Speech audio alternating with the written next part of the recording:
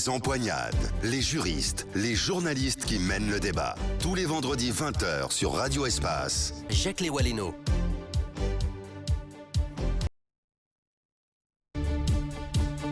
Merci de votre fidélité, merci de rester bien sûr dans ce débat avec nos spécialistes des questions juridiques et économiques et nous sommes en train bien entendu d'orienter, de donner des réflexions qui peuvent aider les gouvernants à prendre les bonnes décisions.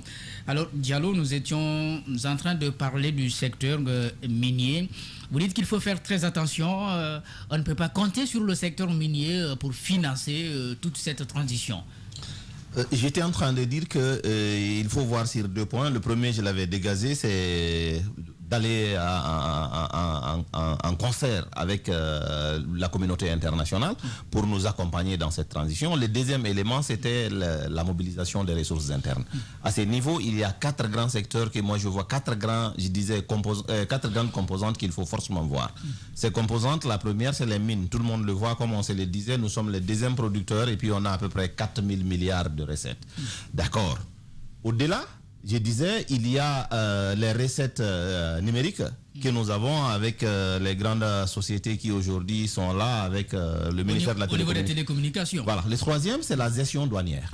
Le quatrième élément, c'est la gouvernance digitale, qui est une avancée certaine du régime dessus, mais qu'il faudra maintenir et il faudra forcément aller dans ce sens. En parlant des télécoms, on n'avait pas de visibilité sur ce qu'on y gagnait.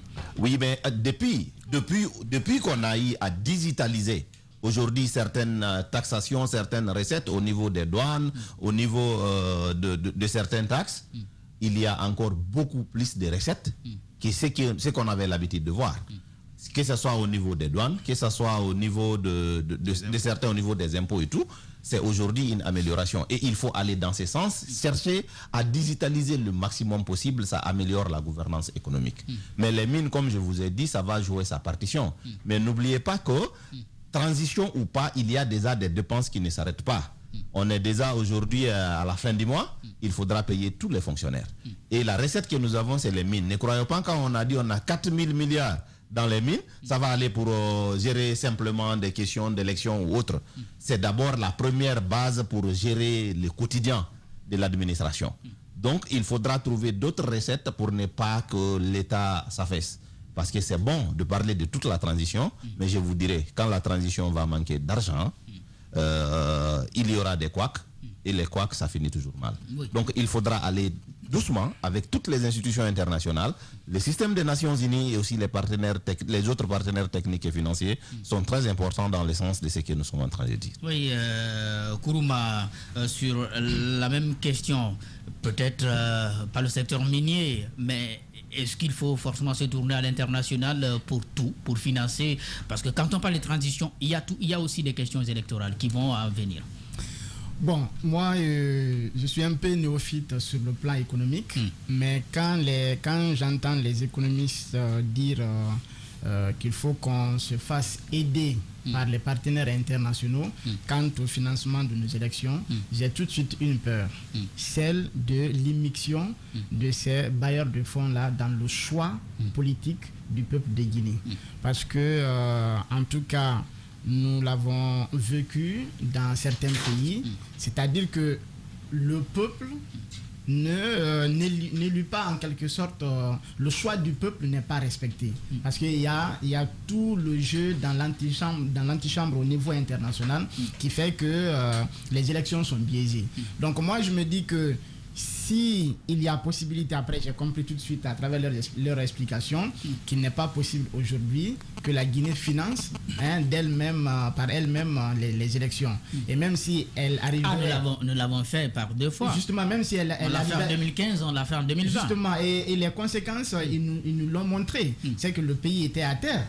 Quand le président Alpha Condé a financé les deux dernières élections, eh bien les caisses étaient vides. Donc il y avait des difficultés. Donc moi je comprends bien ça. Mais en tant que citoyen, moi, mon idée serait qu'on arrive à nous autofinancer pour que les élections qui vont donc suivre ne soient pas biaisées par l'immixtion, n'est-ce pas, à l'international. Donc, je fais une corrélation entre l'investissement, on va dire, ou l'intervention de l'extérieur, et avec, n'est-ce pas, le choix politique. Ma peur réside juste là. Mais bon, je comprends par leur explication que ce n'est pas possible qu'on aille sur cette ligne-là. Oui, sur la question du financement. Deux choses. Première chose, il faut faire très attention avec les déclarations parce que, comme on le disait, la prise de pouvoir anticonstitutionnelle ou bien les prises de pouvoir de force ou les périodes de transition vont toujours avec dérapage budgétaire. Ça, c'est connu de tout le monde. Maintenant, espérons que cela ne soit pas le cas pour cette fois-ci pour notre pays, avec une rigueur dans la gestion des finances publiques. Donc, le financement de la transition. Pour moi, je me dis, pour qu'on puisse discuter du financement de la transition, il faut deux éléments. Première chose, quelle est la mission de la transition? Qu'est-ce que la transition aura à faire? Quelle est la durée? Peut-être la durée d'abord, puis la mission. Parce que la mission... Est-ce que ce n'est pas d'abord la mission attendez, qui va déterminer la durée? Donc, quelle est la mission? Parce que si on dit à la transition, il faut organiser à la fois un référendum, les élections législatives, qui sont en réalité des élections, parce qu'il y a le suffrage uninominal et puis la proportionnelle. La proportionnelle, ça fait des élections. Pour ceux qui ont participé aux élections, qui ont organisé les élections, savent que ça a des surcoûts. Certains disent qu'il faut y mettre les locales, qui sont les élections les plus difficiles à organiser compte tenu du nombre de candidats. Parce que celles de 2018 ne sont jamais terminées. Donc, compte tenu du nombre de candidats, donc il y a autant de bulletins qu'il faut produire, qu'il y aura des candidats, autant de circonscriptions qu'il faut couvrir. Ça fait beaucoup d'argent. Plus de dépenses, quoi. Il faut faire les présidentielles. Les présidentielles, c'est au moins 2. Parce que je vois très peu de chances qu'aujourd'hui qu'un candidat passe dès le premier tour. Non, il y aura 2 tours. Donc s'il y a un premier tour et un deuxième tour, ça fait des élections. Donc ça veut dire que nous avons combien d'élections à organiser?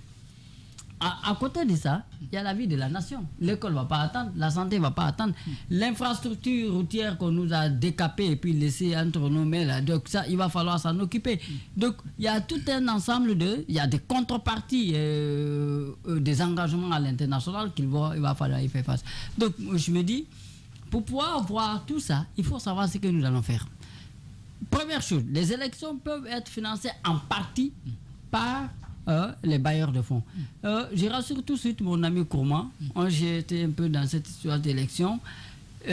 Quoi que vous fassiez, l'international va intervenir. Même avec le référendum de 22 mars, il y avait un certain niveau d'implication d'un certain nombre d'organisations. Donc, quoi que vous fassiez, ils vont intervenir. C'est qu'il faut faire. Intervenir comment influer sur le choix du peuple? Moi, c'est ça mon souci. L'idée, c'est de faire en sorte que le financement ne soit pas assujetti à des conditions ou à des conditionnalités. Généralement, c'est ça la réalité. Pas forcément. On a en fait des accompagnements techniques.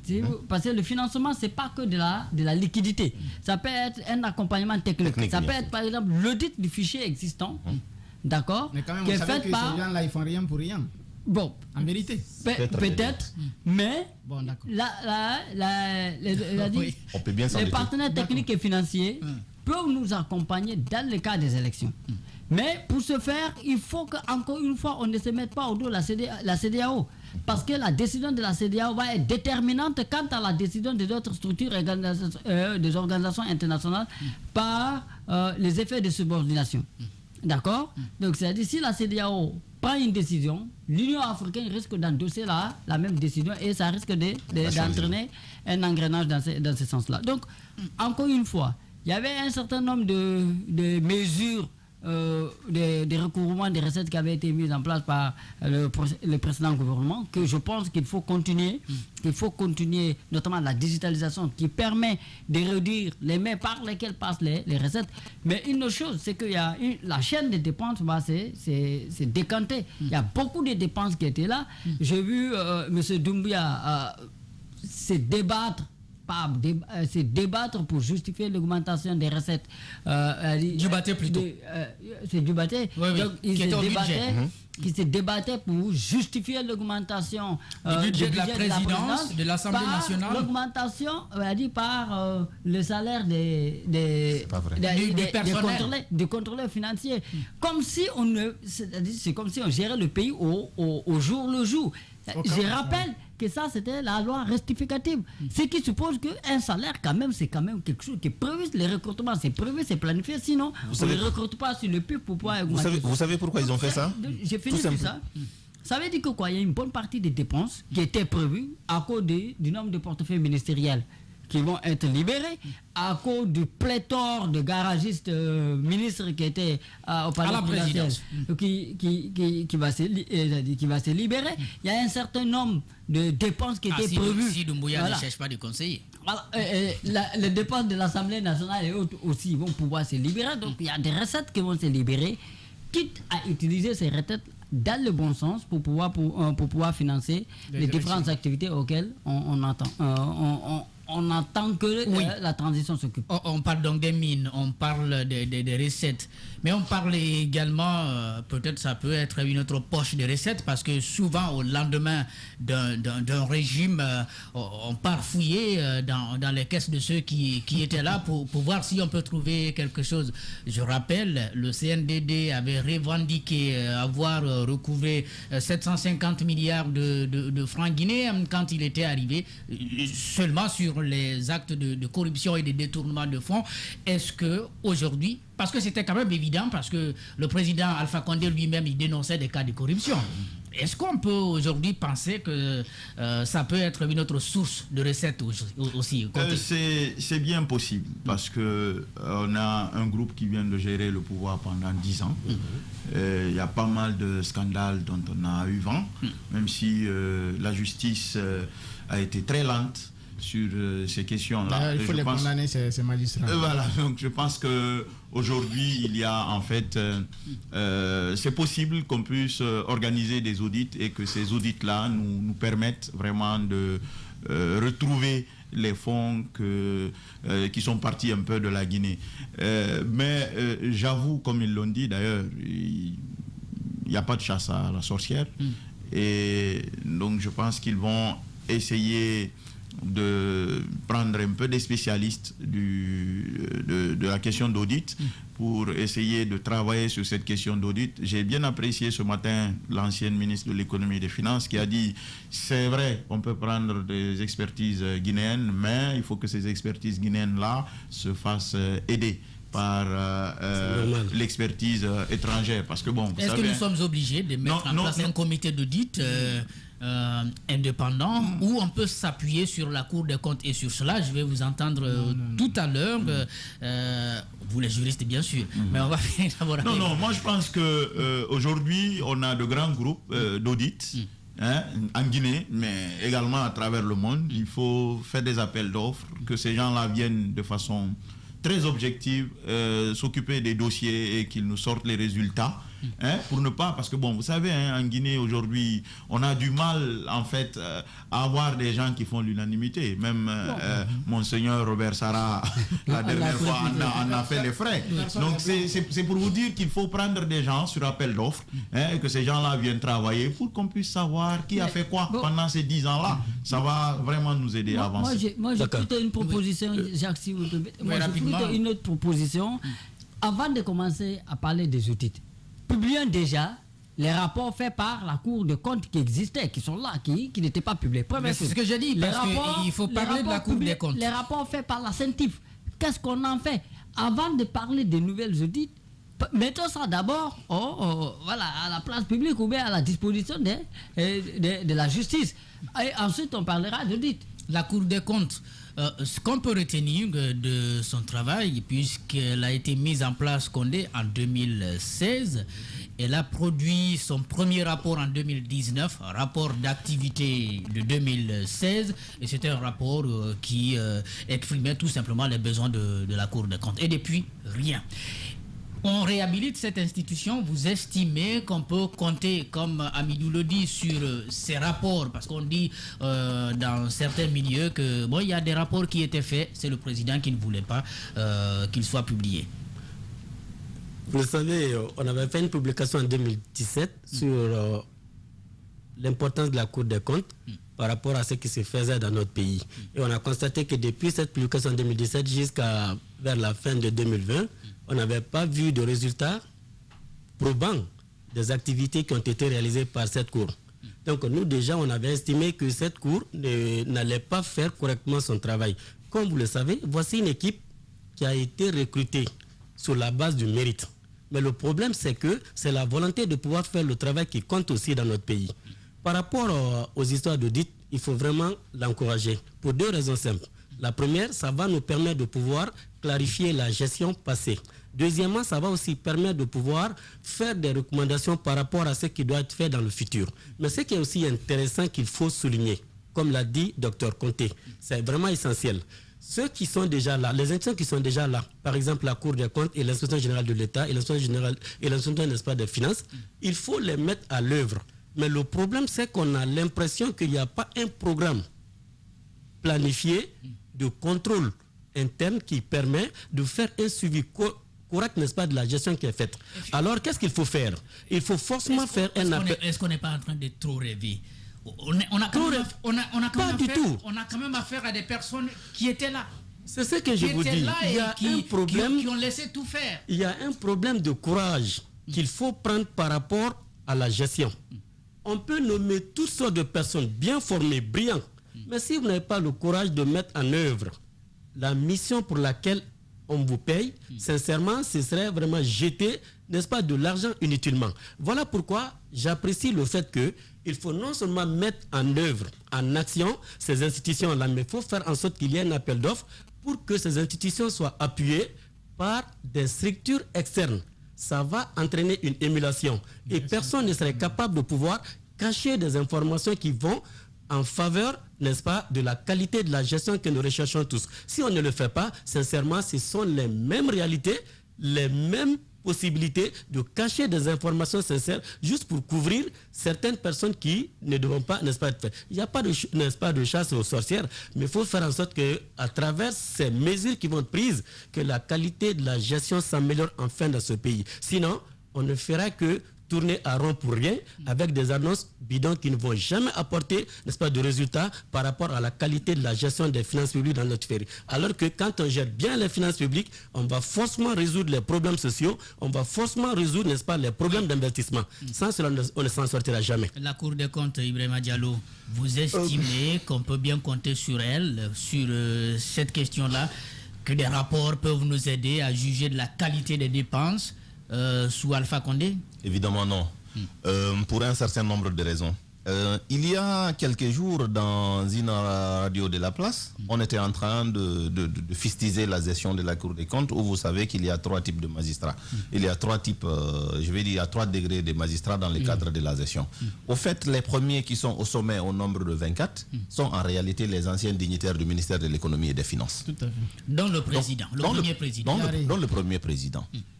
Soit c'est des gens qui sont autour de lui qui ont travaillé avec ceux qui sont en train de gérer, ou bien c'est lui-même qui a travaillé avec eux. Alors chaque fois qu'il y a des rapports et qu'il y a un qui est épinglé par les juges référendaires qui sont au nombre de 9 qui viennent après eux.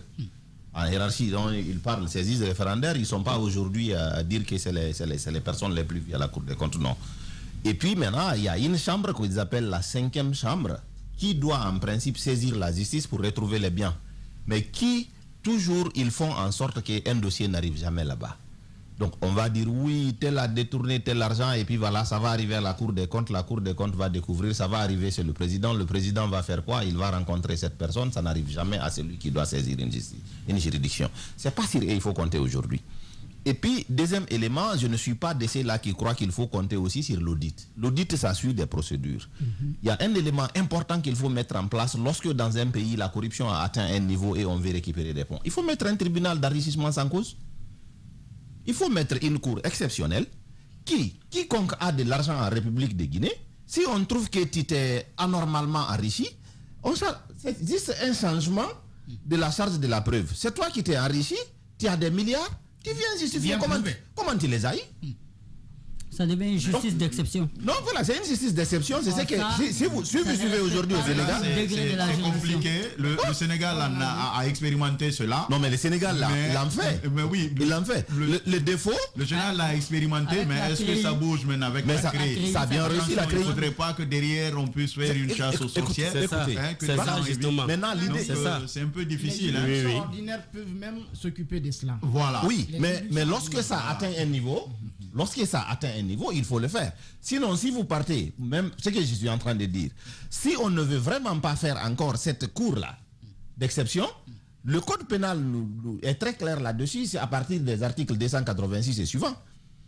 Quiconque est riche et a de l'argent en République de Guinée doit pouvoir justifier où il aille. Donc, devant n'importe quelle cour, n'importe quel procureur peut te suivre. Et poursuivre pour ces situations-là. Une précision. Il a une précision que mon ami veut aussi porter. Moi, au fait, par rapport à cette affaire-là, je crois en une chose. C'est que dans notre pays, on ne fonctionnait pas selon la loi. C'est ça la vérité.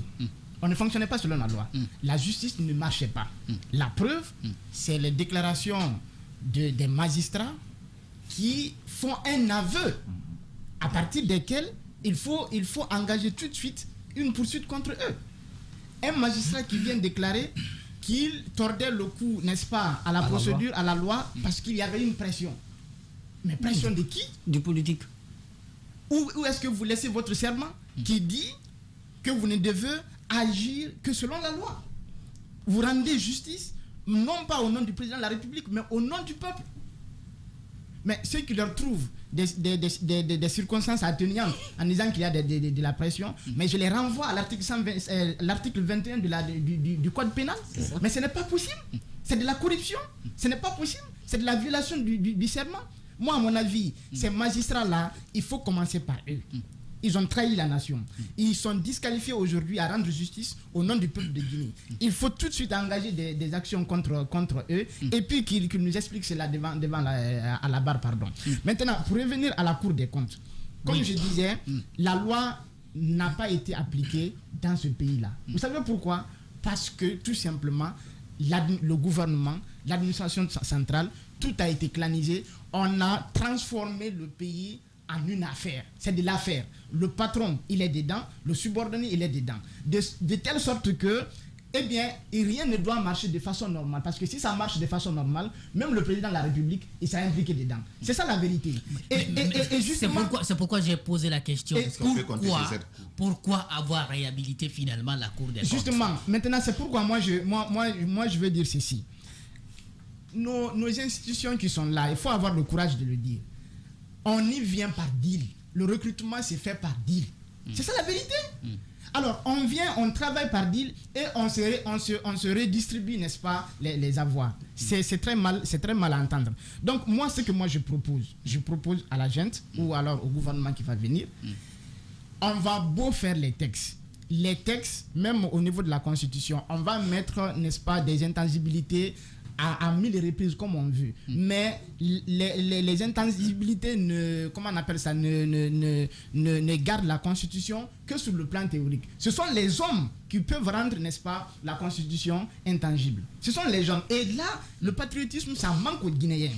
Et nos cadres guinéens ne s'imposent pas, n'est-ce pas, le patriotisme. Qu'est-ce qu'il faut faire? Il faut leur imposer. C'est ça la vérité. Donc, il nous faut quelqu'un à la tête de ce pays qui soit, n'est-ce pas, honnête, qui soit patriote. Sinon, on va tout faire, ça ne va pas marcher. Juste une minute, la précision. Et sur la Cour des comptes, il faut toutes les institutions, ce que moi je propose, comme on a dit, il faut les dissoudre, il faut prendre d'autres Guinéens. Parce que ceux qui sont là, ce sont les mêmes têtes qu'on voit depuis très très longtemps. Ce ne sont pas les seuls qui sont patriotes. Peut-être réformer. Bien sûr, c'est ça. Il faut faire une refondation totale. Il faut essayer d'autres Guinéens. Oui. Sur la précision, on a l'impression que le Guinéen considère l'audit comme une exception de gestion. C'est trop enfantin. L'audit fait partie intégrante de la gestion. Les gestions responsables ne peuvent pas se faire sans l'audit. Mais on a l'impression de tout mystifier. Quand vous faites une gestion, on a besoin de vérifier l'exactitude de tes comptes. Les états financiers que vous donnés à la fin de chaque année, on doit être capable de pouvoir les vérifier. Mais si je on doit être capable de pouvoir faire des recommandations. Si je vous écoute très bien, je suis désolé. Dans cette situation, les audits risquent de ne pas nous aider. Parce que, à condition que ceux qui font ces audits-là ne sont pas sérieux et ne sont pas intègres. Sinon, ça doit être intégré dans la gestion. Mais qui doit livrer les documents? Parce que ceux qui doivent livrer les documents sont dans l'administration. Ils ont obligation de livrer les documents. Si tu gères, si tu fais de la gestion à un moment donné, tu es dans l'obligation de livrer l'ensemble des informations qu'on te demande. Ça veut dire qu'ils peuvent produire n'importe quel document. Non, pas du tout. Non, mais c'est pas ça. Pas du tout. C'est pas comme ça dans la gestion. Alors, c'est pas ça. Oui, mais comment la vérification peut se faire? Non, mais elle peut se faire. Mais c'est trop facile. Quand vous êtes par exemple une régie financière, vous avez une subvention, vous avez reçu tel montant, mais on connaît la source. Ça, c'est clair. Et je pense que les finances publiques sont aujourd'hui digitalisées, on ne peut pas les effacer du jour au lendemain. Donc, on vient, l'auditeur qui vient, il vient vous dire, il dit, bon, sur telle période, vous avez reçu tel montant. Et ce montant-là, comment est-ce qu'il faut le justifier? Il faut le justifier. Il faut le justifier. Et en fait, vous n'allez pas aussi le justifier comme ça. Parce qu'il y a des je sais que vous connaissez très bien ce pays. Maintenant, au-delà. Il y a des instituts qui aident à produire les factures ici. Si on voulait les laboratoires. Il faut faire fabriquer des factures. Je vais vous dire, s'il vous plaît, je vais vous dire, Jacques. Un vrai auditeur, il vient, même s'il voit ces pièces qui sont montées, ces justifs là qui sont montés n'importe comment, il va les détecter. Il va les détecter. Un auditeur, c'est un spécialiste, il va détecter ces fausses écritures là et en fait faire en sorte qu'on interpelle ceux qui les ont passés.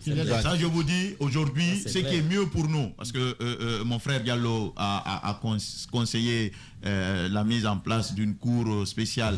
Moi, je pense que cette cour peut avoir des effets pervers. Nous sommes dans des pays où nous avons besoin de ressources pour vraiment pousser nos secteurs qui ont vraiment besoin de ces ressources-là.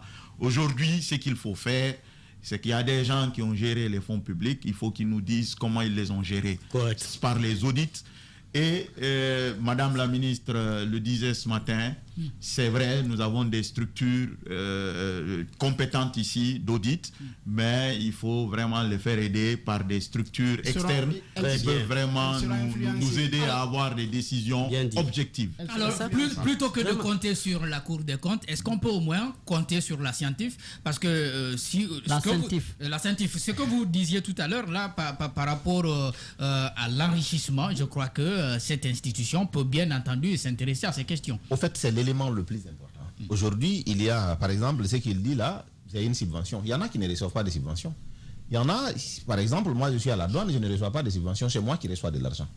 Alors dans ce sens-là, ou bien je suis, par exemple, un recouvreur de EDG, je n'ai pas besoin qu'on me donne un fonds. C'est une régie, comment on peut savoir, reçoit de l'argent comment on peut savoir que j'ai de l'argent? C'est à partir de mes avoirs. Au fait, tu peux trouver aujourd'hui quelqu'un qui est un simple chargé d'études au ministère de l'économie et des finances, et tu le revois avec des biens inexplicables. Mais qu'il s'explique, parce que juridiquement, moi en tant que juriste, je sais que l'enrichissement sans cause, c'est une fraude. Bien sûr. C'est quelqu'un qui a fraudé. Au fait, je ne peux pas me retrouver fonctionnaire de l'administration. Je travaille 10 ans avec les salaires que je connais en Guinée et la gestion que je sais, et puis vous me retrouvez avec propriétaire de 15 bâtiments à Conakry, propriétaire de tel nombre de bâtiments à tel. Il faut qu'à un moment donné, je me dise, ou bien on regarde avec un fonds, on me retrouve avec un fonds exceptionnel, il faut que je les justifie d'où il vient. Parce que si je n'arrive pas à les justifier, c'est que je l'ai fraudé quelque part. Et je peux bien vous dire, avec toutes les procédures d'audit que vous connaissez, ceux qui font ces vols-là, les 80% maîtrisent tellement ces procédures que tu vas beau auditer, tu ne retrouveras rien. Mais tu vas toujours les trouver avec des biens. Mais si aujourd'hui, comme vous dites avec les scientifiques, on commence à rechercher quel est le compte de M. Conte en Guinée, quel est son compte au Sénégal, quel est son compte à partir du Canada, c'est très facile de les retrouver. On peut les retrouver maintenant devant, que ce soit un tribunal concret ou devant nos tribunaux ordinaires nos tribunaux ordinaires que nous avons, mais qu'ils se justifient. Ce n'est pas une chasse aux sorcières. Parce que... la justice n'a jamais bien marché. Au fait, il faut juste qu'on puisse dire qu'à un moment donné, que chacun sache que tôt ou tard, tu seras redevable. La question de la redevabilité est importante. Il y a des gens aujourd'hui qui se sont enrichis dans ce pays-là, qui ne sont pas de l'administration, qu'on ne va jamais auditer. Mais ces gens-là, ils ont fait du mal à ce pays-là. Par exemple, il y a des opérateurs économiques et autres qui sont là. On ne va pas s'en sortir. Tu te lèves le matin, non, on va bien s'en sortira pas avec ça. On va très bien s'en sortir. Des années et des années. Moi, ma solution, Vous ne pensez pas? Il faut rendre indépendante la justice. Il faut qu'on ait des fils et des filles guinéens qui, n'est-ce pas, disent la loi. À la justice de prendre son indépendance. Justement, c'est ça. Et maintenant, déjà avec un statut particulier, qu'est-ce que la justice attend encore? Évidemment, juridiquement, la justice n'est pas indépendante. C'est pourquoi. Moi, je vous dis, c'est pas pour les dédoyens, mais juridiquement, la justice guinéenne n'est pas indépendante. Il suffit de regarder les textes. Parce qu'il y a un ministre qui est au sommet. Prenez le Conseil supérieur de la magistrature. Le Conseil supérieur de la magistrature de la Guinée, le président, c'est le président de la République. C'est le président, oui. Qui est le vice-président? C'est le ministre de la Justice. De l'économie, le ministre de la Justice. Oui, au-delà. Cela est bien vrai, mais cependant, attends, je veux finir. La Constitution est très claire sur la séparation. Non, je veux finir, mais la Constitution, l'aménagement, c'est ces institutions-là. Oui, sauf que la Constitution est au-dessus de tout. Au-delà. Attention. Aujourd'hui, vous voyez, vous pouvez trouver le ministre de la Justice. Le ministre de la Justice, il peut prendre des mesures conservatoires pour sanctionner un juge. Pour un mois. Mais regardez, dans tous les pays où la justice est indépendante, le président du Conseil supérieur de la magistrature, en principe, c'est le premier président de la Cour suprême. Son suppléant, ça doit être le procureur auprès de la Cour suprême. Le président de la République, s'il voit des choses à la justice qui le prennent, c'est un avis qu'il doit faire. Mais en Guinée, donc tout ce qu'on nous dit, le pouvoir judiciaire, en réalité, c'est une autorité judiciaire sous l'exécutif. C'est ça la vérité. Donc c'est pourquoi ils ont suffisamment de force. Donc c'est pourquoi aujourd'hui c'est une question importante que lorsqu'on est dans la réforme constitutionnelle, il faut prendre en compte, il faut la rendre totalement indépendante. Oui. Bon, moi, il y a deux choses. Première chose, je crois qu'il faut séparer cette affaire. Il y a les audits qu'on peut faire sur la gestion, sur les administrations, EPA, EPIC et autres. OK? EPN, EPIC et autres. On peut faire ça. Maintenant, moi j'ai participé à un travail qu'on appelle l'évaluation risque pays sur le blanchiment des capitaux et le financement du terrorisme. Il y avait un certain nombre de thématiques comme ça sur l'enrichissement illicite et donc sur le blanchiment des capitaux, notamment dans le secteur immobilier et autres. Ça, c'est pas une audit qui va régler ce problème. Elle n'a pas du tout. D'accord? Donc ça veut dire que quoi? Pour moi, est-ce qu'on va demander tout ça à la transition? Si on demande tout ça à la transition, quel sera son impact sur la durée et quel va être le reste? Je crois, s'il y a lieu de faire des audits, pour le moment, on fait un certain nombre d'audits et il faut faire attention parce qu'en Guinée, j'ai entendu même Mohamed Beyabougui le disait que quand il y a eu des audits, lui ne savait pas qu'il fallait s'attendre avec l'auditeur qui arrivait. Donc, qu'est-ce qu'il faut faire? Donc, si l'auditeur et l'audité s'entendent avant même la réalisation de l'audit, il y a un certain nombre de problèmes. Donc, ça veut dire que quoi? Un instant, j'ai dit aux auditeurs qui souhaitent participer à cette émission qu'ils peuvent à présent nous appeler au 620 28 69 69 620 28 65 65.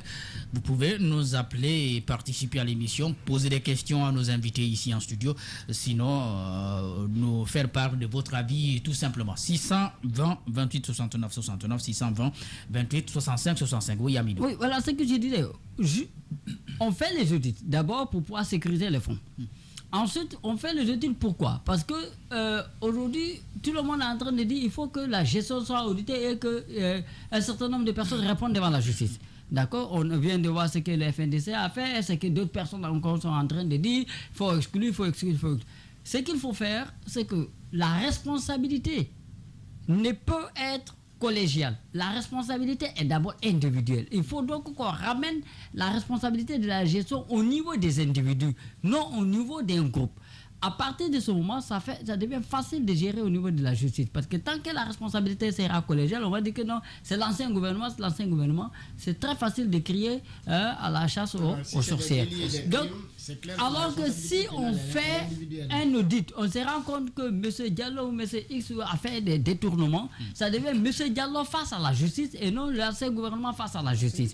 Ça, c'est très important pour pouvoir donner des leçons de redevabilité des différents gestionnaires des affaires publiques. Parce que moi, j'ai été quand même sidéré à un niveau donné. On va prendre un auditeur qui est en ligne. Bonsoir. Alors, bonsoir, monsieur Zek. Oui, Alia Konsoba, nous vous écoutons. L'enfant de Dingré. Moi, je me félicite seulement parce que je vous écoutais depuis le début. Merci à tous ce que vous faites pour le peuple guinéen. Merci. Merci Alia Konsoba.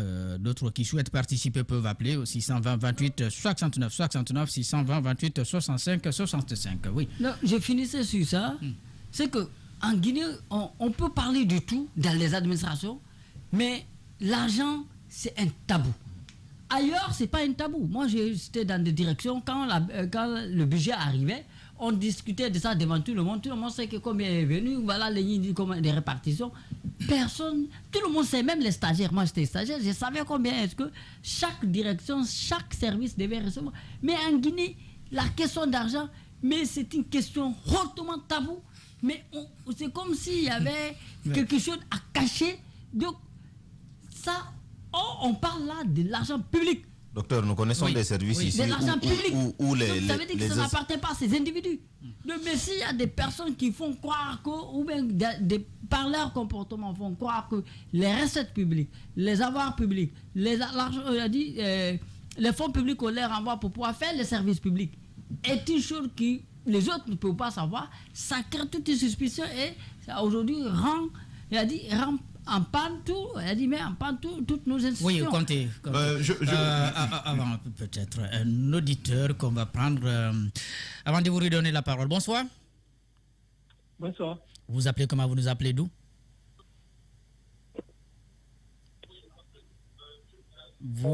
Il n'a pas le retour. Oui, comptez. Voilà, donc je voudrais dire qu'il ne faut pas qu'on perde de vue que nous sommes dans une transition. Deux choses. Gérer en fait les affaires courantes, faire en sorte que certains secteurs ne s'arrêtent pas. On a dit l'éducation, ça n'attend pas la fin de la transition. La santé, c'est des choses qui n'attendent pas du tout la fin de la transition. Il l'a dit, on a Koya Dabola, où transite l'essentiel de nos denrées, qui ne va pas attendre la fin de la transition. Il ne faut pas aussi, donc il faut pas donc. Là-bas, on nous a dit que le financement était déjà obtenu. Donc, oui, mais il faut suivre l'exécution. Ouais, le financement est obtenu, mais il faut suivre l'exécution. Et le suivi n'est pas quelque chose d'aisé. Parce que nous avons commencé, ça fait presque 2 ans. Je vous ai tous écouté. Je crois que vous êtes en train de dire les audits, d'accord, mais ils ne pourront pas nous aider. Autre chose, il faut être prudent parce que la transition ne peut pas s'occuper de ça. Finalement, est-ce qu'on va dire qu'il faut attendre un gouvernement élu pour pouvoir faire... Jacques, c'est que j'étais en train de dire. Je n'ai pas dit que les audits ne peuvent pas nous aider. Les audits sont très importantes pour nous dans ce cas de figure. Parce que nous avons un passage de témoin entre deux pouvoirs. Il faudrait qu'on sache là où les autres prennent quand même le pays. Ça, c'est important, les audits. Mais ce que je souhaite qu'on mette de côté, c'est aller peut-être demander à un commerçant lambda comment tu as eu ton argent. Il n'a pas géré les fonds publics. Il faut maintenant moraliser notre administration. Si ce commerçant-là appuie... C'est pourquoi Diallo a dit les fonctionnaires. En Oui, tout cas, ceux qui ont si occupé des postes de si ce commerçant-là a pu avoir les ressources-là de façon peut-être illicite, c'est parce que notre administration est perméable. Notre administration n'est pas moralisée. Je pense qu'il faut insister sur cette moralisation de notre administration. C'est très important. On va entendre cet auditeur. Moi qui est parti, malheureusement. D'accord. Oui, Donc, j'étais en train de dire qu'il faut insister sur la moralisation de notre administration.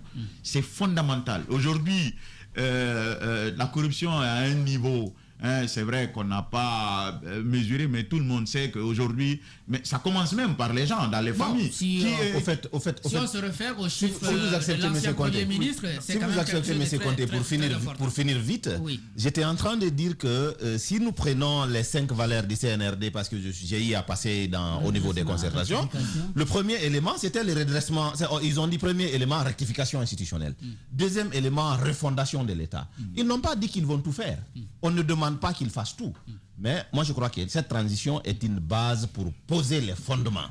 Et à partir de ces fondements-là, il faut partir à la fois. Le premier engagement que ces institutions-là, c'est que le CNRD a eu à prendre, c'était de respecter tous les engagements internationaux. Le respect de ces engagements internationaux, la convention pour le suivi des biens illicites est un élément important dedans.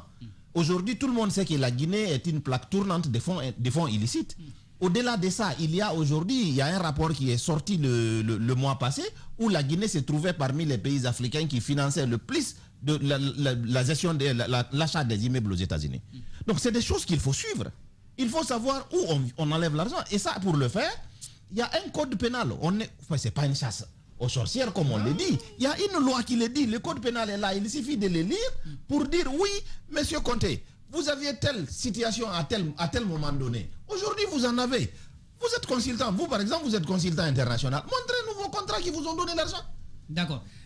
Il n'y a pas de problème autour de ça. Ibrahima Diallo, Franchement, on va se quitter là-dessus. Merci beaucoup Ibrahima Diallo d'être venu dans ce studio. Vous êtes juriste, je le rappelle, et vous êtes spécialiste des questions minières. Dr Moussa Fanta Kourouma, merci beaucoup. Merci. Juriste, enseignant-chercheur. Mamadi Condé, merci beaucoup, économiste, enseignant-chercheur. Docteur Fassine Conté, merci d'être passé dans ce studio. Vous êtes économiste, enseignant-chercheur aussi. Et puis Amidou Bari, habitué de cette émission, enseignant-chercheur. L'émission a été conduite ici par Saloum Kamara et du côté de la télévision, Lamine Sidibé et toute son équipe.